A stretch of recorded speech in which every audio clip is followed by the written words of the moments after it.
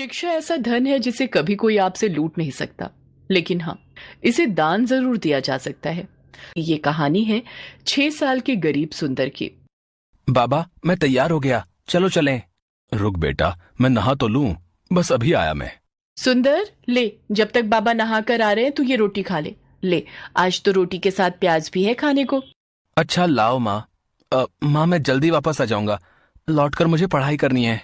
तू जा ही क्यों रहा है? तेरे बाबा ने कब कहा तुझसे कि तू उनके साथ फल सब्जी बेचने चले? पर माँ, ठेला बहुत भारी हो जाता है, बाबा थक जाते होंगे, इसीलिए मैं उनकी मदद करने जाता हूँ। और वैसे भी माँ, मैं तो फल सब्जी बेचते बेचते भी पढ़ाई कर लेता हूँ। वो कैसे? जब भी कोई बाबा से कुछ खरीदता है तो मैं मन ही मन सारा हिसाब लगा लेता हूँ, वो भी बाबा से पहले। अच्छा तो चल फिर, मैं भी देखता हूँ कि तू हिसाब में कितना पक्का है। मुझे ये बता कि 20 रुपए किलो के हिसाब से 3 पाव आलू और 40 रुपए किलो के हिसाब से 1 पाव भिंडी के कुल कितने रुपए लेगा तू? आसान है बाबा, 25 रुपए, है ना? अरे वाह। अच्छा, अगर उसी ग्राहक ने आधा दर्जन केले भी ले लिए तो कितने पैसे लेगा?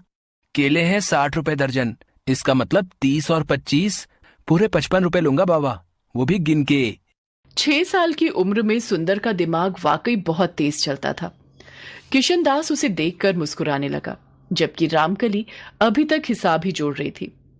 किशन दास जानता था कि सुंदर को पढ़ने का बहुत शौक था, लेकिन वो मजबूर था। सारा दिन मेहनत करके भी वो बस खाने लायक पैसे ही कमा पाता था। फिर उसी शाम बहुत भूख लगी है यार, चलना कुछ खाते हैं। मीटिंग बस 10-15 मिनट में शुरू हो जाएगी, इतनी जल्दी कहाँ जा पाएंगे और क्या खा पाएंगे यार। रोहन और विनोद एक मल्टीनेशनल कंपनी में काम करते थे। वो अमूमन चाय नाश्ते के लिए ऑफिस से बाहर आते थे। उन्हें देखकर किशन दास को बहुत अच्छा लगता था और वो हमेशा यही सोचता था कि काश उसका बेटा सुंदर भी एक दिन उनके जैसा ही बड़ा आदमी बने। उस दिन भी यही हुआ। तभी विनोद ने किशन दास का कंधा हिलाकर उससे कहा, अरे भैया, कहाँ खोए हो? केले खिला दो यार, बहुत भूख लगी है। हाँ बाबूजी, ये लीजिए। बाबूजी, आपसे कुछ पूछूं? आप बुरा तो नहीं मानेंगे? हाँ पूछो पूछो। बाबूजी, मेरा बेटा सुंदर, उसे पढ़ने का बहुत शौक है, पर उसे अच्छे स्कूल में पढ़ाने के पैसे नहीं है मेरे पास। अच्छा, तो कुछ मदद चाहिए? नहीं बाबूजी, मुझे पैसे नहीं चाहिए, मुझे तो बस कोई रास्ता दिखा दीजिए जिससे मैं अपने सुंदर को आगे तक पढ़ा सकूं। तुमने राइट टू एजुकेशन का नाम नहीं सुना क्या? अ, क्या क्या है ये? सरकार गरीबों के बच्चों के लिए हर स्कूल में 25% सीटें आरक्षित रखती है, जिसके तहत गरीब बच्चे वहां पढ़ सकते हैं और उनकी फीस सरकार भरती है। विनोद और रोहन की बात सुनकर किशन दास में उम्मीद जगी और फिर किस्मत ने भी सुंदर का साथ दिया। शहर के एक बड़े स्कूल में आरटीआई के तहत सुंदर का एडमिशन हो गया। स्कूल का पहला दिन था और सुंदर बहुत ही खुश था। बाबा, मैं कैसा लग रहा हूँ?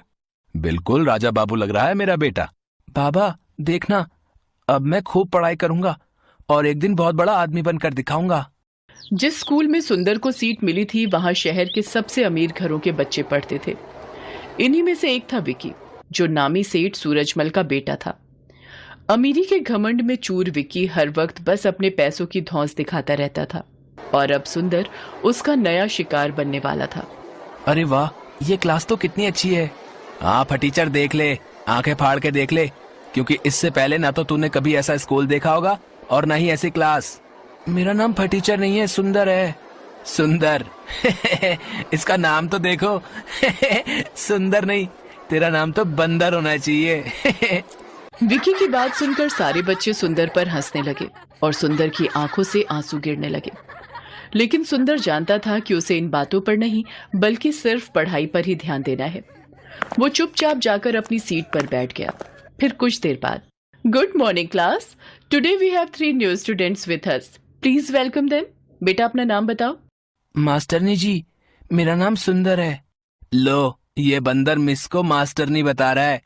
ये सरकार भी ना अच्छे खासे कॉन्वेंट स्कूल को सरकारी स्कूल बनाकर छोड़ेगी। Vicky, mind your language. Sorry miss. सुंदर, बेटा मुझे मिस या फिर मैम कहो, okay? Okay miss, I will. Very good. तो ऐसा रहा सुंदर के स्कूल का पहला दिन। फिर घर आने के बाद, सुंदर कैसा है तेरा स्कूल? माँ बाबा बस पूछो मत, इतना बड़ा स्कूल, इतना बड़ा मैदान, इतना साफ कि क्या कहूँ, इतने सारे झूले और बहुत अच्छी मास्टरनी, मेरा मतलब है कि मिस।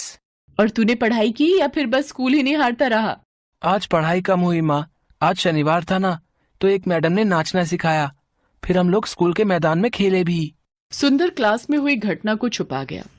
किशनदास की आंखों में सुंदर के सुनहरे भविष्य के सपने तैर रहे थे, जिन्हें पूरा करने के लिए सुंदर भी पूरी मेहनत और लगन से पढ़ाई कर रहा था।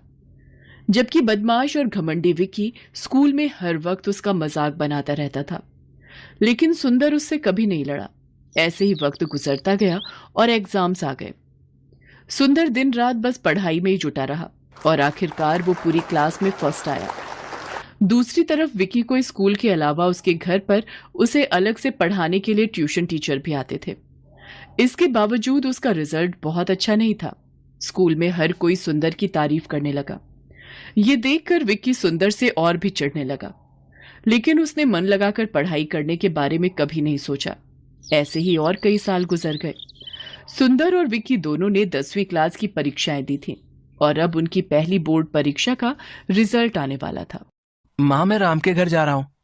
उसके घर में कंप्यूटर और इंटरनेट दोनों है, तो वहीं अपना रिजल्ट देख लूंगा। ठीक है बेटा, भगवान करे तेरा रिजल्ट बहुत अच्छा हो। 10वीं की परीक्षाओं में सुंदर ने न सिर्फ अपनी क्लास में बल्कि पूरे जिले में टॉप किया। सुंदर के लिए हर कोई खुश था सिवाय विक्की के, क्योंकि इस बार भी उसके नंबर बहुत अच्छे नहीं थे। सुंदर को लगातार मिल रही कामयाबी से विक्की के मन में सुंदर के साथ साथ सभी गरीबों को लेकर गुस्सा बढ़ता चला गया। फिर कुछ और साल बीते। विक्की और सुंदर दोनों ही अब यूपीएससी की तैयारी कर रहे थे। दोनों ने लिखित परीक्षा पास कर ली थी और अब बारी थी फाइनल इंटरव्यू की। दोनों का इंटरव्यू एक ही जगह पर था, तो विक्की को देखकर सुंदर ने उससे कहा, ऑल द बेस्ट विकी। ऐसा है बेटा, तू ये सब नाटक मेरे साथ तो कर मत। आज तक तू छोटे मोटे एग्जाम में टॉप करके अपने आप को तोप समझ रहा था ना। अब देख, यह है असली चैलेंज। अब देखते हैं कौन कितने पानी में है। सुंदर ने फिर विक्की को कोई उल्टा जवाब नहीं दिया और इंटरव्यू के लिए अपनी बारी का इंतजार करने लगा। कुछ ही देर में विक्की को इंटरव्यू के लिए बुलाया गया। फिर इंटरव्यू हॉल में, well mister Vicky, tell me, अगर आप यहाँ के डिस्ट्रिक्ट मजिस्ट्रेट बन जाते हैं तो आप सबसे पहले क्या काम करोगे? सर, सबसे पहले तो मैं ये राइट टू एजुकेशन का ड्रामा बंद करूंगा। क्या कहा? ड्रामा? अच्छा, वैसे आप ऐसा क्यों करेंगे? अरे सर, हमारे पेरेंट्स लाखों रुपए खर्च करके जिस स्कूल में हमें पढ़ाते हैं, वहां ये गरीब और चीप सोसाइटी के लोग हमारी बराबरी करने लगते हैं। बिलीव मी, इससे पूरा माहौल खराब हो जाता है। सरकार ने उन लोगों के लिए सरकारी स्कूल खोले तो हैं, तो उन्हें वहीं तक सीमित रहना चाहिए, मुझे ऐसा लगता है। ओके, इसके अलावा? इसके अलावा मैं एक काम और करूंगा। ये जितने फालतू लोग अपने ठेले लेकर बेवजह रोड को घेरे खड़े रहते हैं, मैं उनका भी इंतजाम करूंगा। असल में रोड पर इन्हीं की वजह से ट्रैफिक जाम होता है। ओके मिस्टर विकी, अब आप जा सकते हैं। Thank you sir. One more thing sir, I want to say. Yes sir, मेरे डैड यहाँ के जाने माने बिजनेसमैन हैं। ये देखिए, ये रहा उनका कार्ड। इसका मैं क्या करूं? क्या कहना चाहते हो? खुलकर कहो। I want to say that I know how to manage manpower and deal with that bloody workers. So I think I am the best option for. Okay, you can leave now. Vicky को इस बात का एहसास तक नहीं था कि interview के दौरान उसके हर शब्द से सिर्फ उसका घमंड ही झलक रहा था। अगली बारी सुंदर की थी। इंटरव्यूअर ने उससे भी वही सवाल पूछा जो विक्की से पूछा था। सर, अगर मुझे ये सौभाग्य मिलता है तो मैं सबसे पहले ये कोशिश करूंगा कि राइट टू एजुकेशन के तहत कुछ और सीट्स बढ़ा सकूं। क्यों? इससे क्या होगा? सर, इसी कोटे की वजह से आज एक गरीब का बेटा इस लायक हुआ है कि आपके सामने बैठ सके। मैं बस यही चाहता हूं कि मेरी तरह हर किसी को यह मौका मिलना चाहिए। ओके, और एक बात और बताइए, ये रोड पर ट्रैफिक जाम और ये स्ट्रीट वेंडर्स को कैसे डील करेंगे? सर, मैं कोशिश करूंगा कि सभी वेंडर्स के लिए किसी सरकारी जगह का इंतजाम कर सकूं, जहां वो अपना सामान आराम से बेच सकें। अच्छा, तो आप सरकारी जमीन मुफ्त में बांटोगे? नो सर, पर हाँ, ये कोशिश जरूर करूंगा कि उन लोगों से जितना कम हो सके उतना न्यूनतम किराया लिया जाए, ताकि सरकार के राजस्व में भी बढ़ोतरी हो और गरीबों को धूप और बारिश से बचकर अपनी रोजी रोटी कमाने का पूरा मौका मिले। इसके साथ ही मेरा जिला सुंदर और व्यवस्थित भी रहे। सुंदर और विक्की की सोच का यही अंतर आखिरकार उस कामयाबी की नींव बना जो इस इंटरव्यू के बाद सुंदर को मिली। विक्की एक बार फिर सुंदर से हार गया, लेकिन इस बार कुछ तो था जो बदल गया था। विक्की के पास खुद पर घमंड करने की अब कोई वजह नहीं थी। वो मजबूर होकर अपने पिता का बिजनेस संभालने तो लगा, लेकिन इसके बाद उसमें सुंदर का सामना कर पाने की हिम्मत बाकी नहीं थी।